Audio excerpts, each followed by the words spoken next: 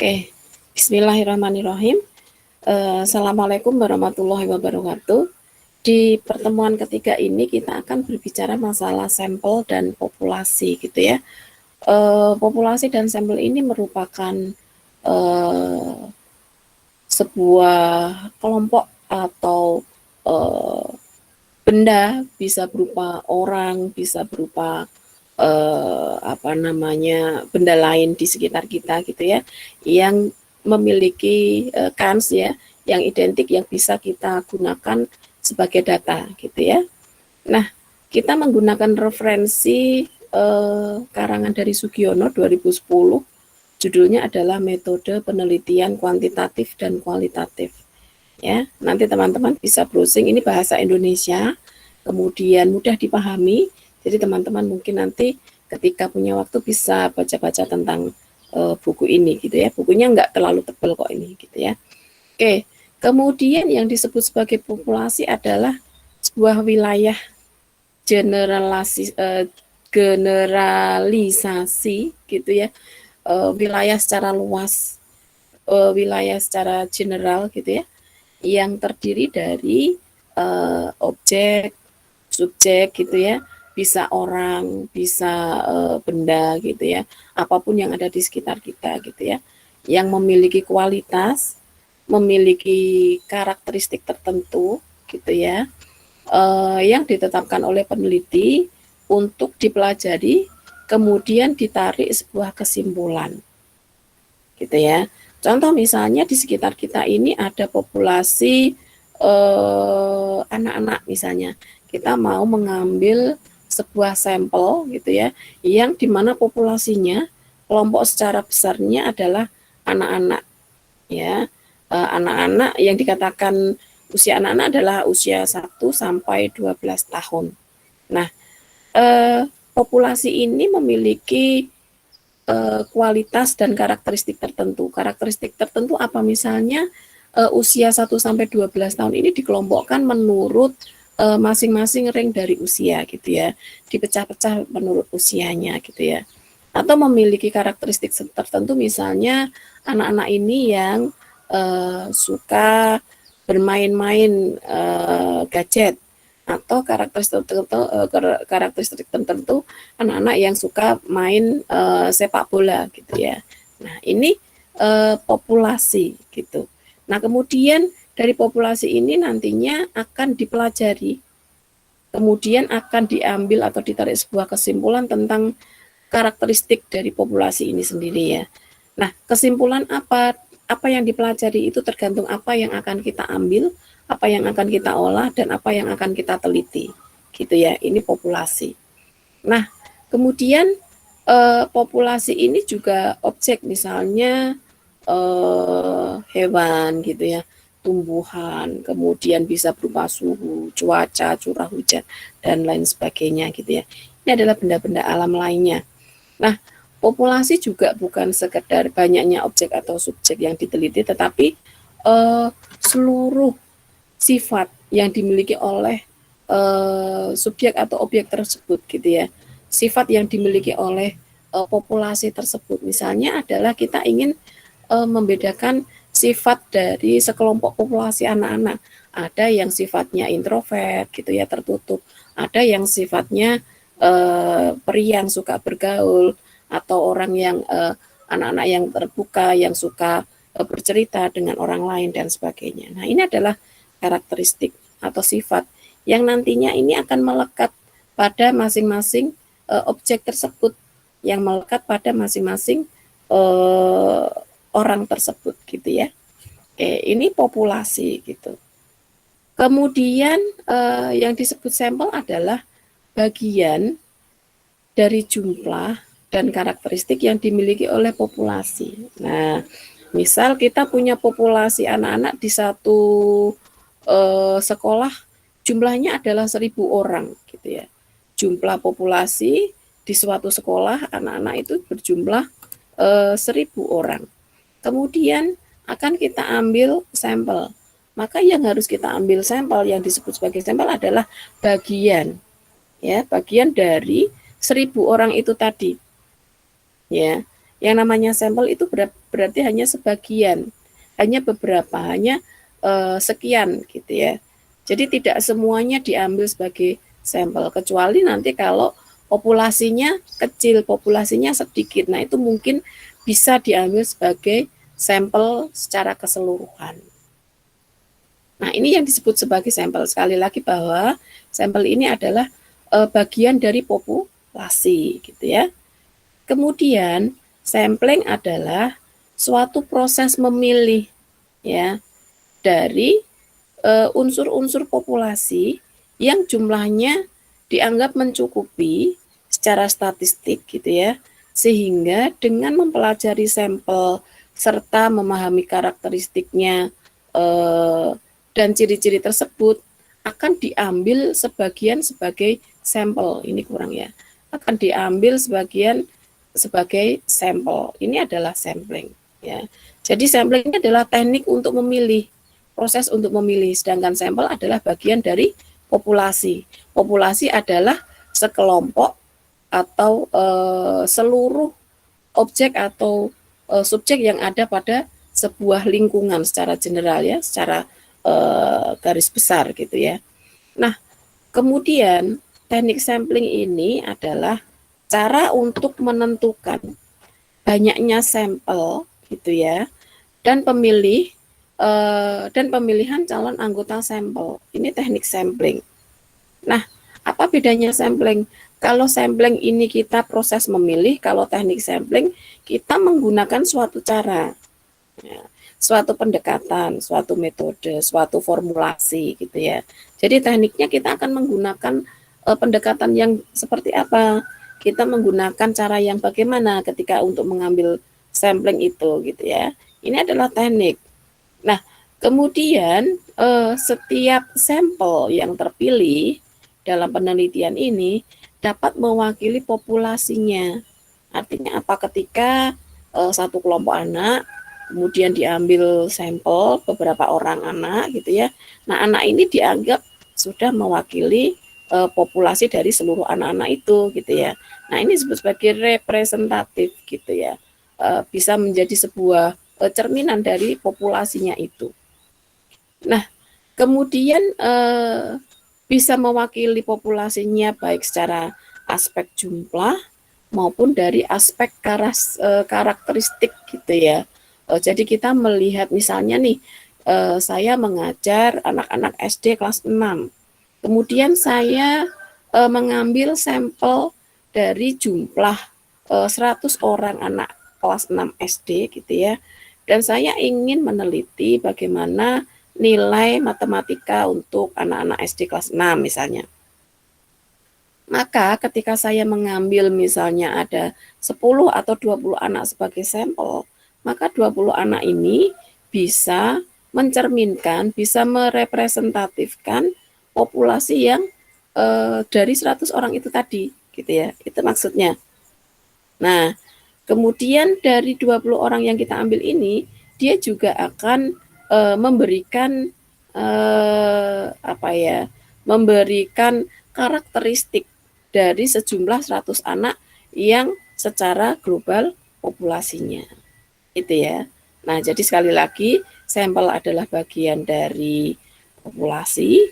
Populasi ini adalah kelompok secara besar gitu ya, yang memiliki karakteristik hampir sama, bisa berupa objek, bisa berupa subjek ya, ataupun benda-benda alam di sekitar kita. Sampling adalah proses memilih sampel, sedangkan teknik sampling adalah cara atau pendekatan atau formulasi bagaimana kita mengambil sampel, gitu ya. Oke, kemudian ada beberapa teknik sampling yang bisa kita pelajari, gitu ya, yang bisa kita gunakan. Kapan kita menggunakan teknik sampling yang berbeda-beda, tergantung bagaimana kondisi populasi itu sendiri, gitu ya.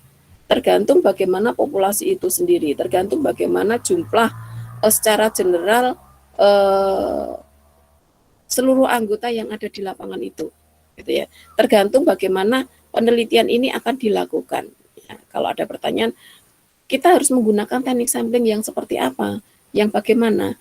Iya, nanti ketika kita mau meneliti yang seperti apa, kemudian bagaimana populasinya, baru kita bisa menentukan teknik yang sesuai, gitu ya.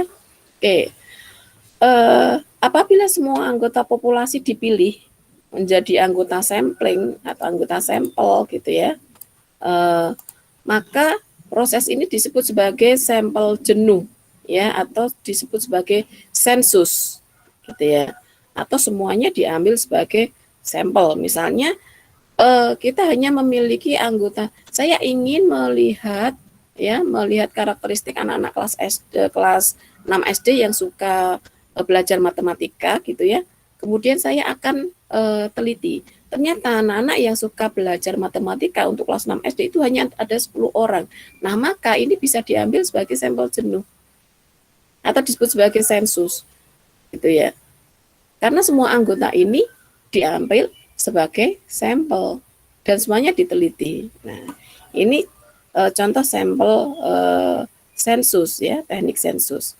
Nah, kemudian teknik sampling dapat dikelompokkan menjadi dua. Yang pertama adalah probability sampling atau sampling probabilitas, gitu ya.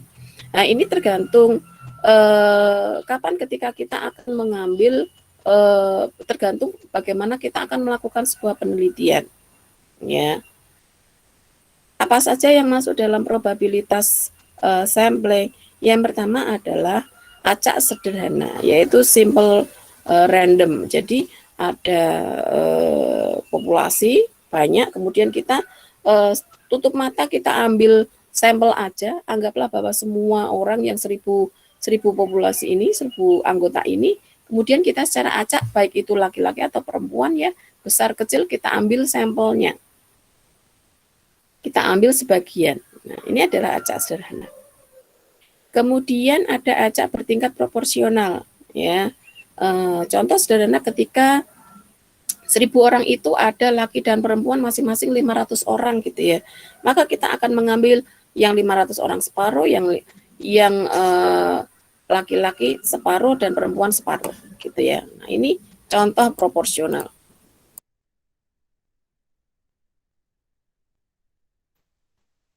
Nah, ini contoh proporsi bertingkat. Atau ketika kita ada 1000 orang, misalnya sebuah populasi besar, kemudian ada kelas 1, kelas 2, kelas 3, kelas 4, kelas 5, kelas 6 SD, dan lain sebagainya, maka kita ambil proporsinya masing-masing setiap kelas. Ya, ini contoh. Kemudian acak bertingkat tidak proporsional, gitu ya. Kita berdasarkan menggunakan area sampling atau klaster. Misalnya ada 3 klaster, ya, ada 1000 orang, klasternya misalnya klaster merah, hijau, kuning. Nah, maka kita ambil sampelnya, kita nggak melihat bahwa klaster ini berapapun jumlahnya, gitu ya. Tapi kita tetap ambil di seluruh klaster itu jumlahnya secara acak, ya.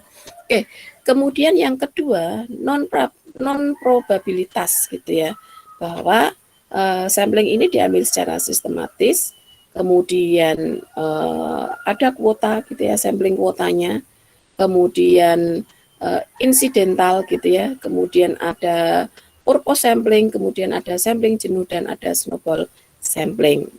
Nah, populasi homogen di sini ketika ada beberapa teknik probabilitas, gitu ya, digunakan ketika satu populasinya homogen.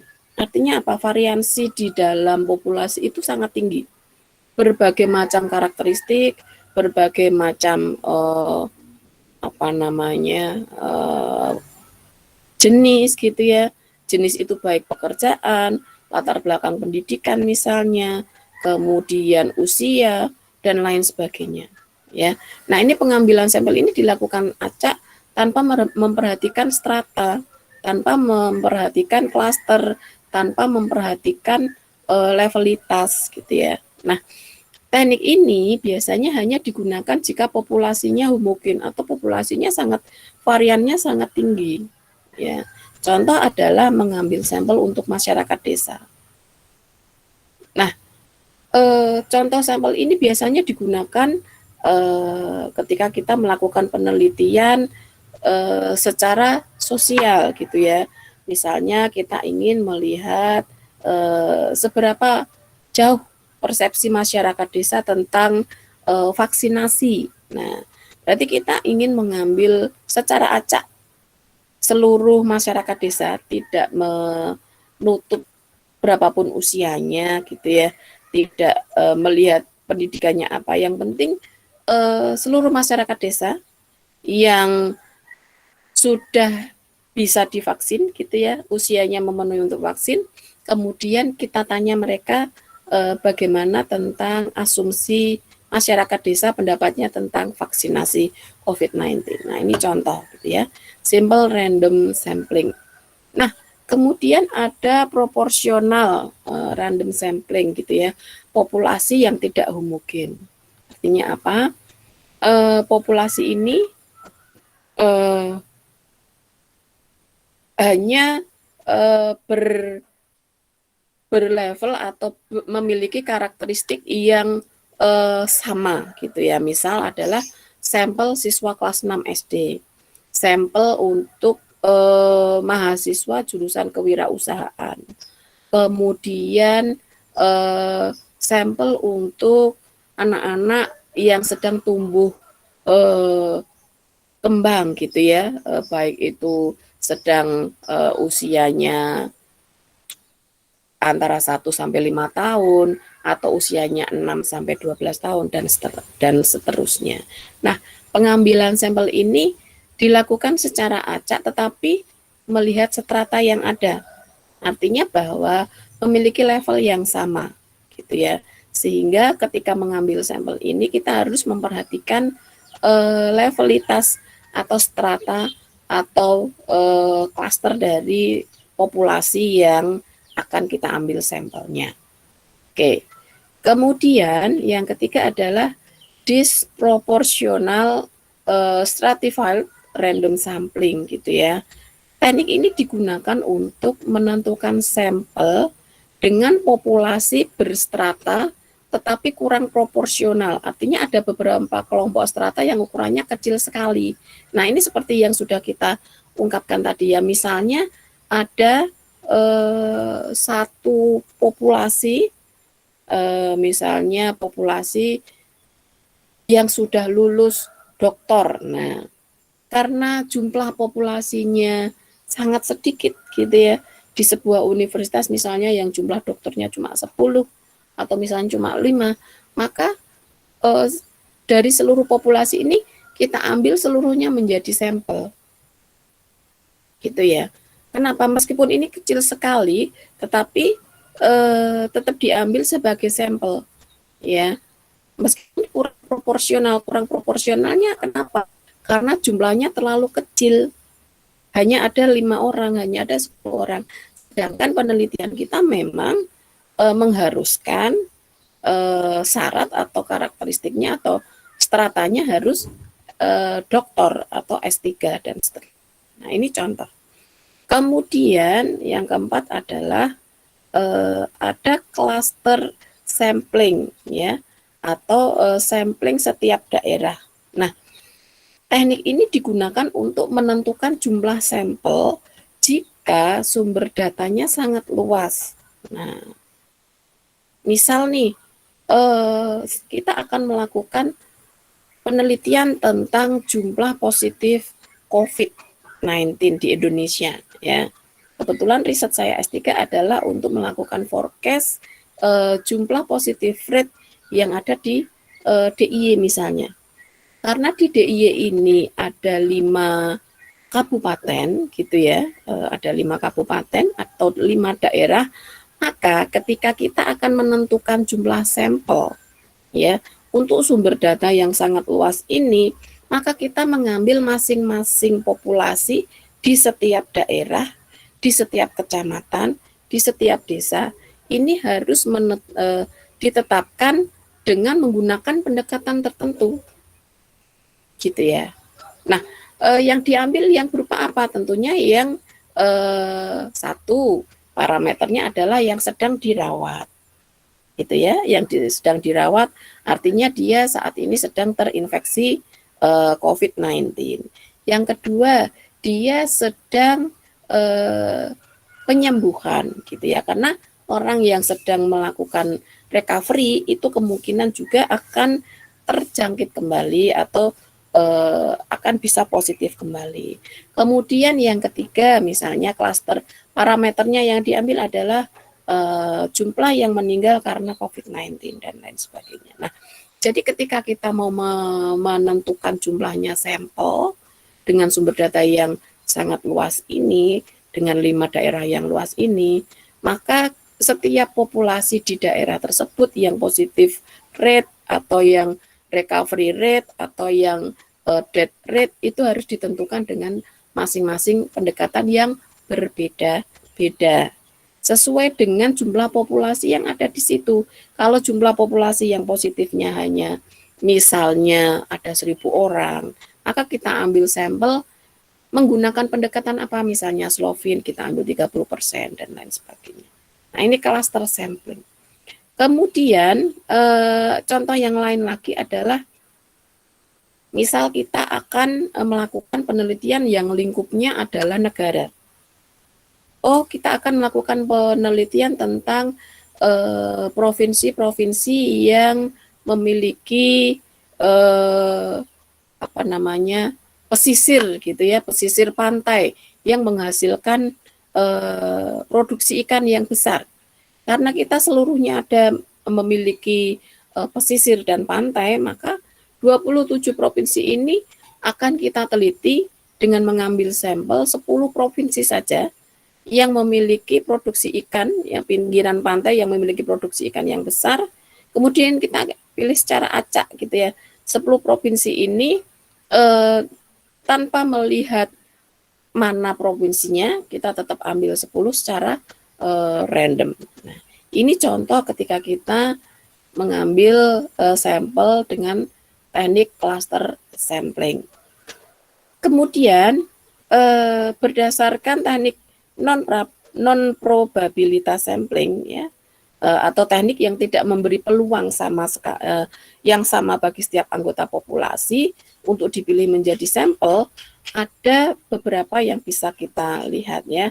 Yang pertama adalah sampling sistematis, di mana pengambilan sampel ini dilakukan berdasarkan urutan dari anggota populasi yang telah diberi nomor. Nah, contoh sederhana gini, kita punya sampel punya populasi sebanyak 30 atau 40 di kelas kewirausahaan gitu ya. Kemudian dari 40 mahasiswa ini kita berikan urutan nomor gitu ya, 1 sampai 40. Kemudian kita ambil urutan yang presensi 1 sampai presensi 20. Nah, ini contoh mengambil sistematis sampling. Kemudian yang kedua, sampling kuota, yaitu pengambilan sampel dilakukan terhadap anggota populasi yang memiliki ciri-ciri tertentu sampai jumlah atau kuotanya yang diinginkan. Misalnya gini, kita punya 40 mahasiswa kewirausahaan. Kemudian kita akan melakukan penelitian mahasiswa yang sudah memiliki bisnis sendiri. Ya. Ciri-cirinya dengan memiliki bisnis sendiri itu apa? Satu, yang income-nya atau pendapatannya adalah 1 bulan lebih dari 10 juta. Nah, berarti dari 40 mahasiswa di kewirausahaan kelas angkatan 2019 ini, kita ambil yang memiliki ciri-ciri sama, yang memiliki pendapatan di atas 10 juta itu berapa orang? Oh, ternyata cuma 20 orang. Nah, berarti yang kita ambil ya 20 orang itu. Nah, itu contoh sampling kuota gitu ya. Oke, kemudian yang ketiga adalah sampling insidental, di mana pengambilan sampel ini berdasarkan kebetulan atau siapa saja yang secara kebetulan bertemu dan peneliti dapat digunakan sebagai sampel. Bila orang yang kebetulan dijumpai itu dianggap cocok sebagai sumber data. Nah, misal gini, kita mau melakukan penelitian tentang penyuka apa ya, fashion gitu ya, Korea kekoreaan, K-pop gitu ya. Nah, ternyata yang kita temui saat itu, kita lihat oh ternyata dari sisi pakaian, dari sisi tampilan, dari OOTD itu ternyata dia memenuhi syarat. Ya udah, kita ambil dia sebagai sampel gitu ya. Kita ketemu di mana? Ya udah, kita kasih kuesioner. Dia suruh isi kuesioner dari kita. Nah, ini contoh gitu ya.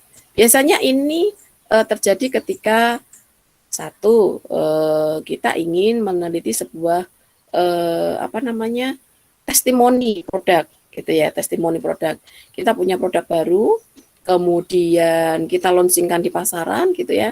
Misalnya ada minuman baru, kemudian ada sales girl atau salesman datang ke kelas-kelas gitu ya, atau ke universitas, kemudian membagikan sampel, kemudian mahasiswa diminta untuk tester sampel itu kemudian diminta untuk memberikan testimoni. Nah, ini contoh sampling insidental.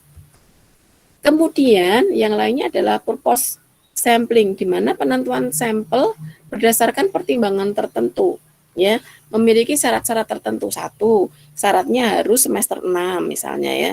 Kemudian harus memiliki bisnis sendiri. Kedua, harus pendapatan di atas 10 juta dan lain sebagainya. Ini purpose sampling.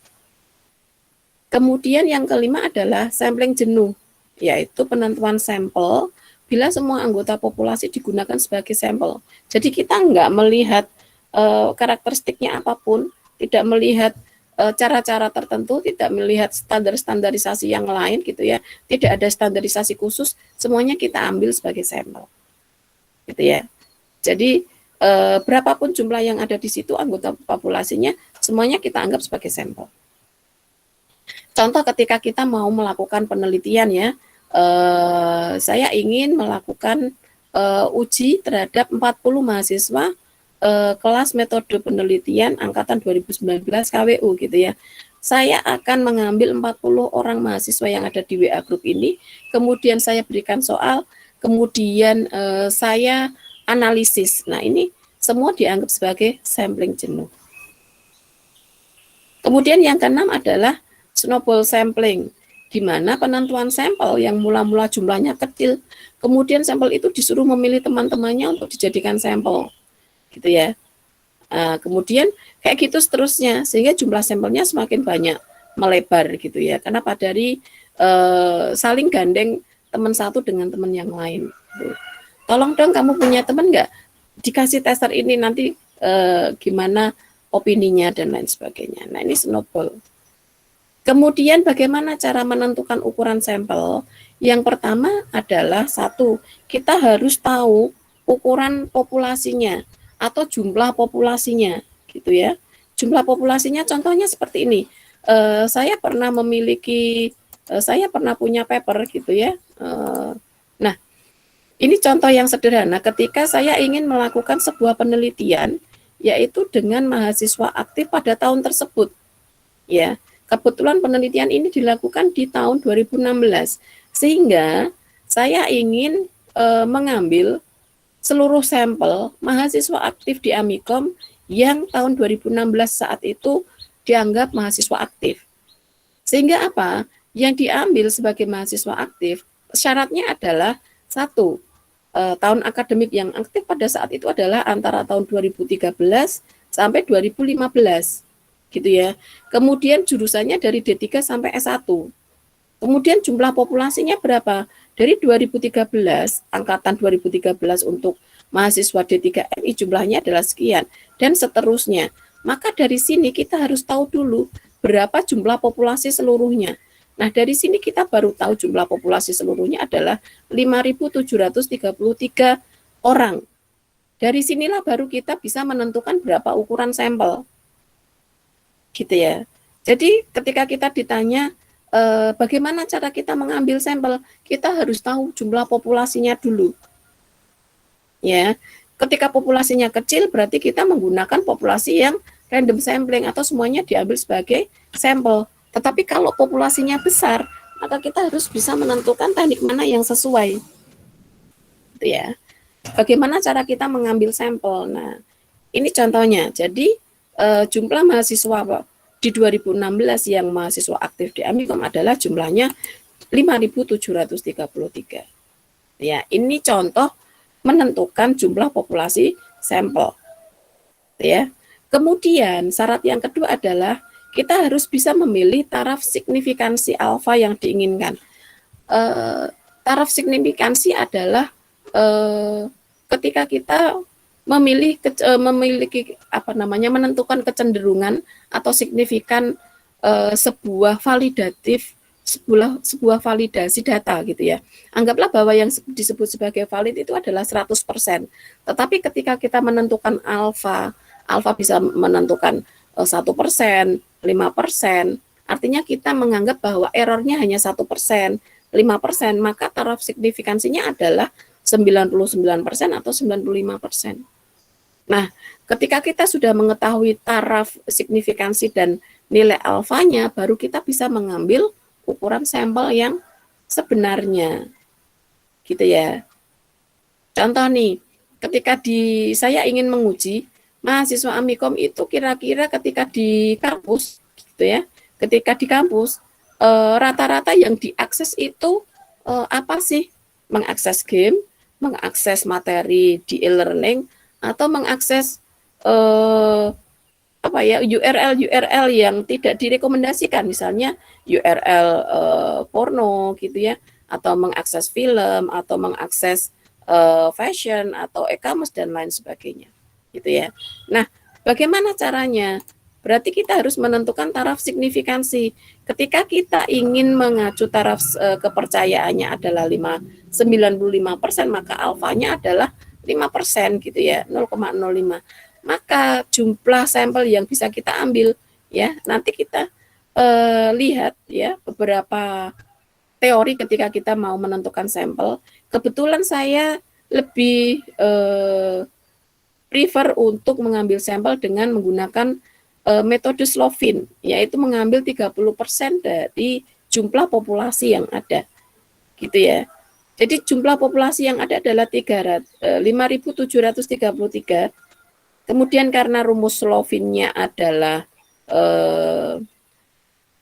N dibagi 1 plus N alfa kuadrat gitu ya. Ini menggunakan rumus Slovin, maka jumlah populasi yang saya ambil waktu itu adalah 374 sampel. Berarti 374 orang dari seluruh jumlah populasi yang ada di 2016. Berarti untuk tahun 2013 jurusan MI, saya hanya mengambil 14 orang sampel. Angkatan 14 saya mengambil 13 sampel, dan seterusnya. Gitu ya. Nah, inilah cara mengambil sebuah sampel. Nah, nanti teman-teman diharapkan bisa mengambil sampel yang seperti ini. Kenapa? Karena teman-teman ini adalah para pembisnis yang tentunya harus bisa melakukan evaluasi produk berkaitan dengan bisnisnya. Mungkin tidak hanya produk, ya, melakukan evaluasi jasa, melakukan evaluasi konsumen, melakukan evaluasi parameter lainnya yang berkaitan dengan bisnis teman-teman di lapangan. Nah, ini contoh atau syarat untuk menentukan ukuran sampel. Kemudian ada 3 metode praktis yang bisa kita gunakan. Ya, yang paling sederhana dari ketiga ini adalah rumus Slovin. Kenapa? Asumsinya kita menggunakan Slovin ini sangat mudah, pendekatannya sangat sederhana gitu ya. Berbeda dengan Crenji dan berbeda dengan nomogram. Nah, kita lihat ini adalah tabel untuk pengambilan sampel menggunakan metode Crenji. Di mana ketika kita menggunakan metode Crenji, kita harus bisa menentukan taraf alfa dulu. Kalau seandainya errornya adalah 1%, gitu ya, atau nilai signifikansinya alfa adalah 0,001, maka ketika kita mengambil sampel, kita lihat jumlah populasinya dulu. N di sini adalah jumlah populasi, gitu ya. Jumlah populasi misalnya 10, maka 1%-nya dari 10 berapa? Maka 1% dari 10 adalah 0,0000 sekian. Berarti dari 10 ini kita ambil semuanya untuk diambil sebagai sampel, karena 1% itu hanya 0,000 sekian. Kalau dibulatkan ini tidak ada 1, gitu ya. Maka semuanya bisa diambil sebagai sampel. Semakin populasinya besar, maka kemungkinan untuk pengambilan sampelnya itu semakin menjauhi dari nilai populasi. Tetapi semakin nilai populasinya kecil, maka sampelnya semakin mendekati besarannya dengan populasi, ya. Ini kerenji, gitu. Nah, ketika kita punya populasinya besar, gitu ya, kita punya 3.000 populasi, maka ketika kita ambil 1%-nya, gitu ya, maka jumlah populasi yang bisa diambil ini adalah sebesar 543. Artinya apa di sini?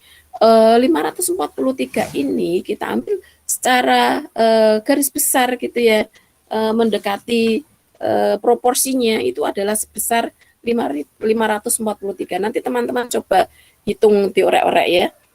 Ini kemarin sudah kita coba, sudah Ibu coba, dan ini pendekatannya memang agak sedikit jelimet, sehingga kita harus menghitung alfanya dulu ini, gitu ya. Oke. Yang kedua adalah menggunakan rumus Lovin, ya, di mana rumus Lovin ini rumusnya adalah N ini dianggap sebagai sampel, kemudian N besar ini adalah jumlah populasi, ya, jumlah semua anggota, gitu ya. Kemudian 1 ini adalah standar, ya, yang memang sudah jadi acuan aturan baku. Kemudian N dikalikan alfa dikuadratkan, di mana alfa ini adalah tingkat signifikansi atau nilai pendekatan error, gitu ya. Nah, contoh misalnya kita punya jumlah populasi adalah 1.000 dengan nilai atau taraf signifikansi alfanya adalah 0,05 atau 5%, gitu ya. Maka ketika kita ambil kita ambil sampelnya dari 1.000 ini ditambah 1, kemudian dikalikan 0,05 dikuadratkan, jadi kurang lebih adalah 285,7 satu orang, atau dibulatkan ke atas 286. Kenapa? Karena pembulatan ketika lebih dari 0,5 ini akan dibulatkan ke atas, gitu ya. Nah, kemudian kalau kita punya jumlah populasinya besar, gitu ya, populasinya besar. Coba kita lihat ya, saya perlihatkan. Ya, misal kita punya alfa adalah, kita hitung ya, kita punya nilai 1.000, gitu ya. Populasi jumlahnya 1.000, kemudian ini dianggap sebagai N, gitu ya.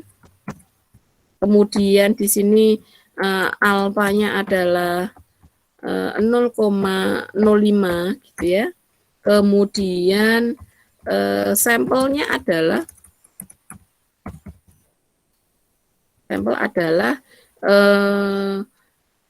N, ya, dibagi, kita kopikan di sini aja.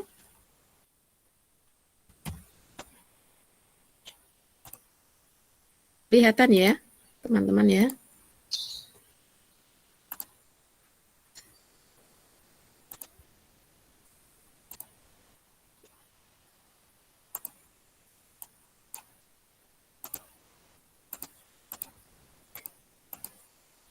Aduh, ngopi satu-satu.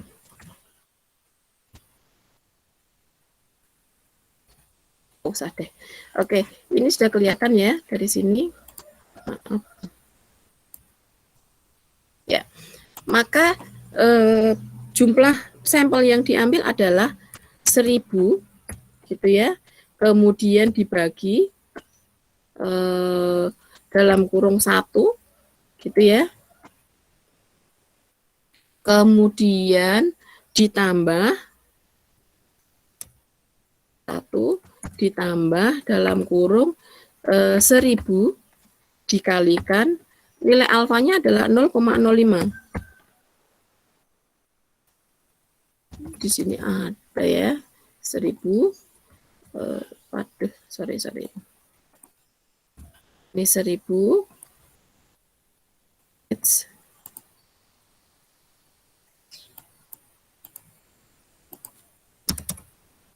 Ditambah 1000 dalam kurung 1000 kali alfa. Oh, ini belum ada sama dengan ya. Ulang ya. Berarti di sini 1000 dibagi 1 ditambah dalam kurung N-nya adalah 1000 dikalikan nilai alfa gitu ya. Alfanya dikuadratkan dulu.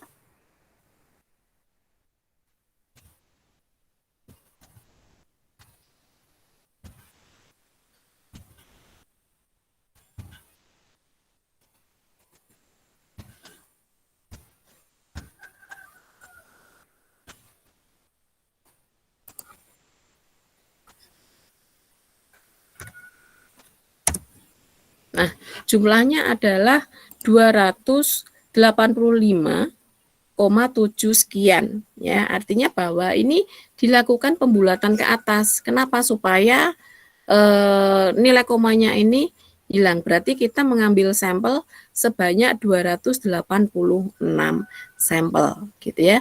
Sama dengan yang B. Misalnya kita jumlah populasinya adalah 45.000 gitu ya. Misalnya di sini 45.250 gitu ya. Kemudian alfanya adalah 0,01. Maka jumlah yang harus diambil sebagai sampel adalah sebesar 8.190. Nah, ini contoh untuk pengambilan rumus Lovin gitu ya. Oke, kemudian selanjutnya adalah mekanisme ketika kita akan melakukan teknik sampling. Jadi kita tetap harus melihat jumlah populasinya gitu ya.